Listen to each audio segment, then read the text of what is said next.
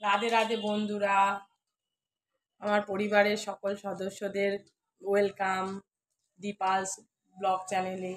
আজকের আমি কোনো ব্লগ করতে পারিনি, কারণ আমি ডাক্তারখানায় গিয়েছিলাম। আমার প্রচণ্ড ঠান্ডা লেগেছে, ওই কারণে আমি ডাক্তারখানায় গিয়েছিলাম। ডাক্তারখানায় যাওয়ার কারণে আমি আজকের কোনো ভিডিও করতে পারিনি বা ব্লগ করতে পারিনি, কিছুই করতে পারিনি। আমি আমার ব্যক্তিগত জীবন নিয়ে আজকের তোমাদের সঙ্গে কিছু শেয়ার করতে চাই। মানে 2 মাসের ভিতরে ছেলে পেটে চলে এসেছে, সেই ছেলেকে নিয়ে আবার জার্নি শুরু। আমি যেহেতু আমার গ্রামেই বিয়ে হয়েছে, আমি একটা গ্রামেরই মেয়ে, তাই ওই গ্রামের রিচুয়ালস যেগুলো হয় আর কি, যে তুমি বিয়ে করেছো, তোমাকে ওই স্বামীর সঙ্গে থাকতে হবে। স্বামী যেরকমই হোক, স্বামীর সঙ্গেই থাকতে হবে তোমার। স্বামী সে সে হাজার অন্যায় করলেও, হাজার মারলেও কোনো অসুবিধা নেই, কিন্তু স্বামীর সঙ্গে থাকতে হবে তোমার। আমি সেটাও মেনে নিয়েছিলাম। ছেলে পেটে এলো, তারপরে ছেলেকে সঙ্গে করে নিয়ে আবার জার্নি শুরু হলো। তখন কি বলবো, মুখে যা এসেছে তাই বলেছে। ছেলে পেটে থাকাকালীন আমাকে ইভেন এমন কথাও শুনতে হয়েছে, যেটা হয়তো কোনো মা জীবিত অবস্থায় হয়তো শুনতেই পারে না। আমি ছেলে পেটে থাকায় আমার স্বামী আমাকে বলেছে যে আমি আমার ছেলের মাথাই খেয়ে নিয়েছি, আমার ছেলের মাথা আমি খেয়ে নিয়েছি। কোন বাবা তার সন্তানকে এইভাবে বলতে পারে আমার জানা নেই।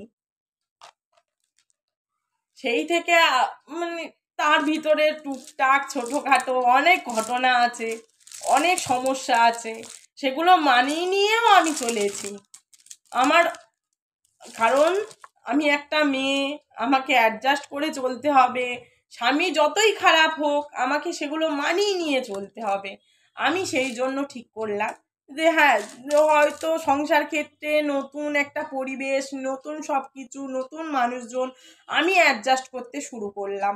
যে অ্যাডজাস্ট করলে অ্যাট লাস্ট অন্তত কিছু একটা ফল পাওয়া যাবে। আমি সেই থেকে অ্যাডজাস্ট করা শুরু করলাম।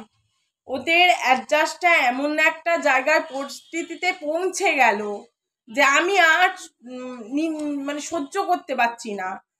সারাদিন কি হতো না হতো, ছেলেকে পাই টু পাই ফোন করে করে বলবে যে তোর বউ আজকের এই করেছে, তোর বউ আজকের ওই করেছে, তোর বউ তাই করেছে। কোথাও কিছু নেই, রাত্রির 12টা বাজবে, ঘুম থেকে তুলবে।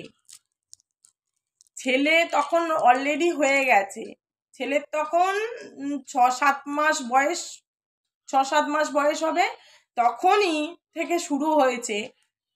তার আগে রাত্রিবেলা তুলতো না, তবে কম বেশি ঝগড়া অশান্তি সব কিছুই চলতো। মারধরটাও হতো না, তখন মারধর করতো না, তখন মুখে কম বেশি কথা বলতো, ঝগড়া অশান্তি হতো। আমি মেনে নিতাম যে অশান্তি হয়, পরিবার, নতুন জায়গা, নতুন পরিবেশ, সব কিছু মানিয়ে নিয়ে আমি চলতে চাইতাম। যেহেতু আমার ছেলেটা তখন আমার কাছে আছে, আমি জানি ছেলেটাকে নিয়ে তো আমার বাঁচতে হবে, তা আমি ছেলের জন্য সকলের কাছে অ্যাডজাস্ট করে নিতে পারবো। আমি ছেলেটার মুখের দিকে তাকিয়ে সব কিছু অ্যাডজাস্ট করব, সব কিছুই করব ছেলেটার মুখের দিকে তাকিয়ে। কিন্তু বন্ধুরা, আমি পারলাম না। রাত্রির 12টার সময় কোন বিবাহিত পুরুষ রাত্রির 12টার সময় তার স্ত্রীকে তুলে, তখন তার সন্তানের বয়স 6-7 মাস, তুলে তখন থেকে অশান্তি শুরু করে যে তুমি আমার মাকে এরকম কথা বললে কেন, তুই আমার মাকে এরকম কথা বলছিস কেন। প্রথমে তুমি, তারপরে তুই তোকারি চলে আসে, তারপরে যথারীতি যেটা ঘটে, তারপর শুরু হলো অশান্তি। এটা চলবে কনস্ট্যান্ট, প্রতি রাতে 12টা থেকে 3টে, কোনোদিন 3:30, কোনোদিন 4:30, পার ডে রাত্রিবেলা অশান্তি 12টা থেকে শুরু হবে। সকালবেলা কোনো মতেই ঝগড়া করবে না, অশান্তি করবে না, কোনো সমস্যা নেই। সকালবেলা সারা রাত ধরে অশান্তি করবে।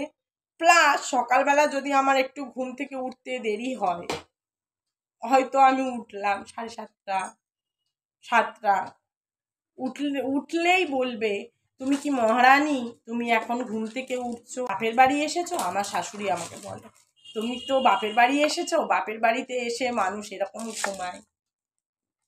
তো বন্ধুরা বলুন, আমি এত কিছু সহ্য করে, অত্যাচারিত, মানসিকভাবে শারীরিকভাবে অত্যাচার, আমি আর কত সহ্য করতে পারবো?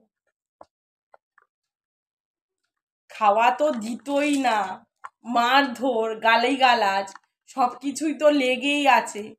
প্লাস ছেলেটা, আমি বলছি আমি আর পারছি না, আমি আর এইভাবে নিতে পারছি না, সংসার এইভাবে নেওয়া সম্ভব নয়। তখন আমাকে বলে কষ্ট, আমার শাশুড়ি আমাকে বলছে, তুমি সংসার করতে এসেছো, তোমাকে তো কষ্ট পেতেই হবে, তুমি সংসার করতে আসবে, তুমি কষ্ট পাবে না, তুমি মার খাবে না, তুমি কিছু করবে না, তুমি কি সংসারটা কি এমনি করতে এসেছো? তো বন্ধুরা বলুন, আমার এতে ভুল কোথায়? আমি তো একটা মানুষ, আমারও তো শখ, আহ্লাদ, ইচ্ছে, অনিচ্ছে অনেক কিছু আছে। আমারও তো ইচ্ছে করে যে আমি একটা সুস্থ মানুষ হয়ে বাঁচবো, সুস্থ স্বাভাবিক মানুষ হয়ে বাঁচবো, আমারও তো ইচ্ছে করে। আমি ছেলের জন্য সব কিছু স্যাক্রিফাইস করলাম, যে ছেলে ভালো থাকবে, ছেলে তার বাবার নাম পাবে, ছেলে ছেলে ছেলে তার পিতৃ পরিচয়ে বড় হবে, সব কিছুর জন্য আমি তার বাড়িতে থেকে গেলাম, যে একটা বাচ্চার তার বাবা মা দুজনকে প্রয়োজন, সেই জন্য আমি ওদের কাছে থেকে গেলাম এত অত্যাচারের পরেও। কি মানে, আমি আর শেষে থাকতে পারলাম না। যখন আমি থাকতে পারলাম না, তখন আমি আমার স্বামীকে বলেছিলাম যে আমি আমি আর সত্যি থাকতে পারছি না আর আপনার সঙ্গে। তখন আমাকে বলছে যে তুমি যেখানে যাবে যাও, তুমি কিন্তু তোমার সঙ্গে তোমার ছেলেকে নিয়ে যাবে, তোমার ছেলেকে কিন্তু আমি নেব না, তোমার ছেলে তোমারই, যেটা আমার কাছে থাকবে না।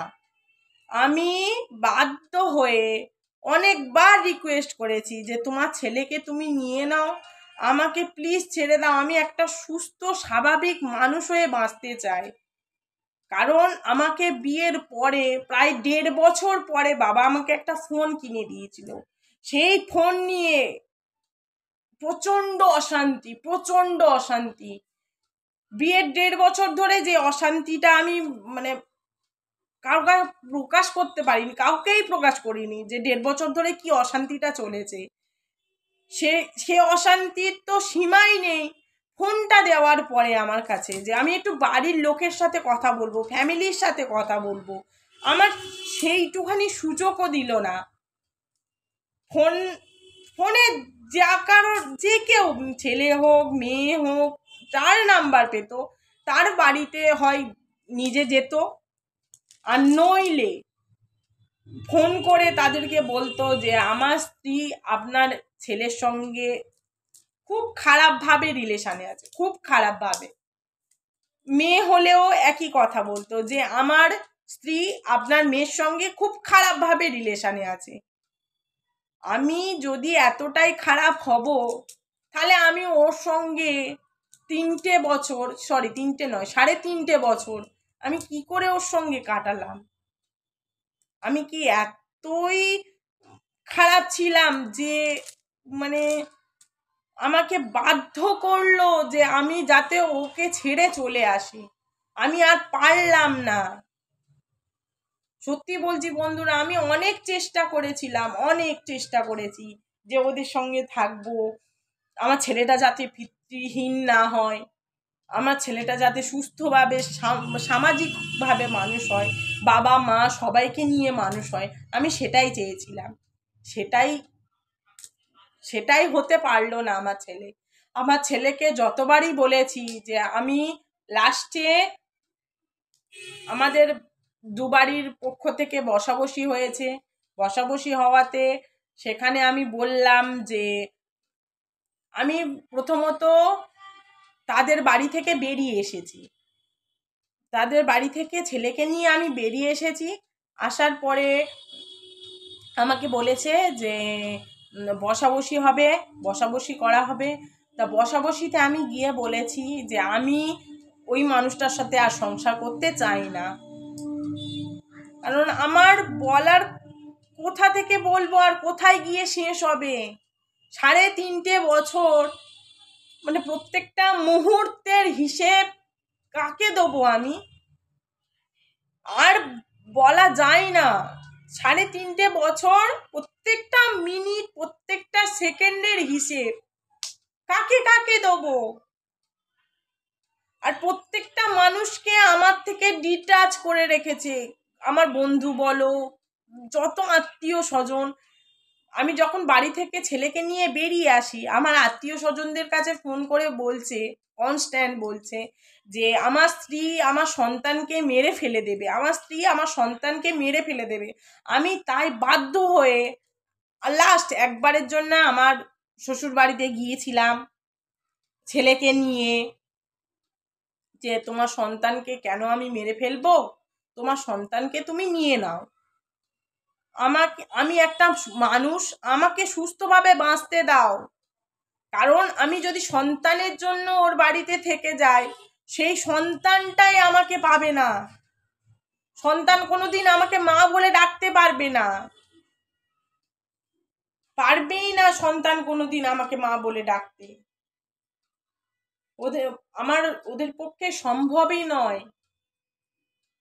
কারণ আমি 3.5 বছর আমি যা অ্যাডজাস্ট করার চেষ্টা করেছি, সত্যি বলছি, অন্য কেউ হলে কি করতো আমি জানি না। তবে আমি তো দিনের শেষে আমি একটা মানুষ, আমারও তো ইচ্ছে অনিচ্ছে, ভালো লাগা মন্দ লাগা সব কিছুই তো আছে। আমি সন্তানের জন্য, তার বাবার জন্য আমি সব কিছু ছেড়ে দেবো? আমি আর পারলাম না। আমি যখন সব কিছু ছেড়ে চলে আসলাম, তখন বাধ্য হয়ে বসাবসি হলো। আমি সেখানে গেলাম, গিয়ে আমি বললাম যে আমি থাকবো না। সেখানে আমি ইভেন বললাম যে তোমার সন্তানকে তুমি নিয়ে নাও। কেন তুমি প্রত্যেকটা আমার বন্ধু বান্ধব থেকে শুরু করে আত্মীয় স্বজন, মানে যাকে যাকে পেরেছে তাকে তাকে ফোন করেছে। সে আমার যে কেউ হোক না কেন, আমার মানে আত্মীয় স্বজন কাউকে বাদ দেয়নি, কাউকে নয়, সকলকে ফোন করে একই কথা বলেছে যে আমার স্ত্রী আমার সন্তানকে মেরে ফেলেছে, আমার স্ত্রী আমার সন্তানকে মেরে ফেলেছে। আমি লাস্টে বাধ্য হয়ে আমার ছেলেকে নিয়ে গিয়েছি, গিয়ে বলেছি তোমার সন্তানকে আমি মেরে ফেলতে চাই না, তোমার সন্তানকে আমি সত্যি মেরে ফেলতে চাই না, তুমি তোমার সন্তানকে নিয়ে নাও।